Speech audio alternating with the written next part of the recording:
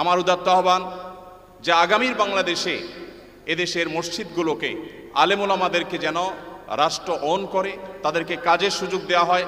কোনো বেতন ভাতার সুবিধা দেওয়া এটা আসলে দয়া দাক্ষিণ্যের বিষয় নয়। এদেশে আইন শৃঙ্খলা যতটুকু নিয়ন্ত্রণে আছে এর জন্য আইন শৃঙ্খলা রক্ষাকারী বাহিনী সংশ্লিষ্ট বিভিন্ন ডিপার্টমেন্টের যেমন অবদান আছে, আমি মনে করি মসজিদের মেম্বারগুলো, মাহফিলের মঞ্চগুলোর অবদান তার চাইতে কোনো ক্রমে কম নয়।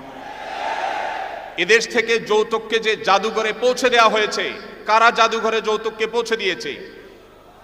এদেশে যৌতুকের অভিশাপ থেকে মুক্ত করার সবচেয়ে বড় ক্রেডিট একমাত্র ওলামা ইকরামের। এখনো কোন মসজিদের মিম্বর থেকে, কোনো মাহফিলের মঞ্চ থেকে মানুষকে চুরি করতে, দুর্নীতি করতে, ডাকাতি করতে, মাদকাসক্ত হতে, কোনো খারাপ কাজের প্রতি আহ্বান করা হয় না। এই সমস্ত মঞ্চগুলো থেকে বহু মানুষ খারাপ পথ থেকে ফিরে আসে। আমরা যদি একটা সৎ, দক্ষ এবং ভালো নাগরিক গড়ে তুলতে চাই, তাহলে সেক্ষেত্রে মসজিদগুলোকে আমাদের অন করতে হবে। আমি বিশ্বাস করি আগামীর বাংলাদেশে সেটি হবে, আমরা সবাই সেটি প্রত্যাশাও করি। আমরা মসজিদ কেন্দ্রিক যে সমস্ত ব্যবস্থাপনা করা যায়, পরিবেশ সুরক্ষা, পরিচ্ছন্নতা অভিযান, দারিদ্র্য বিমোচন, স্কিল ডেভেলপমেন্টমূলক বহুমুখী কার্যক্রম আমরা সম্পন্ন করতে পারি। আমি সালাউদ্দিন ভাইয়ের সাথে পরিপূর্ণ একমত। শুধুমাত্র রাষ্ট্রের কাছ থেকে নেওয়ার ব্যাপার না, আমাদেরকে দেওয়ার চেষ্টা করতে হবে, এবং আমার বিশ্বাস ওলামা ইকরাম সেটা করতে চান, কিন্তু তাদেরকে সেই সুযোগটা দেওয়া হয় না।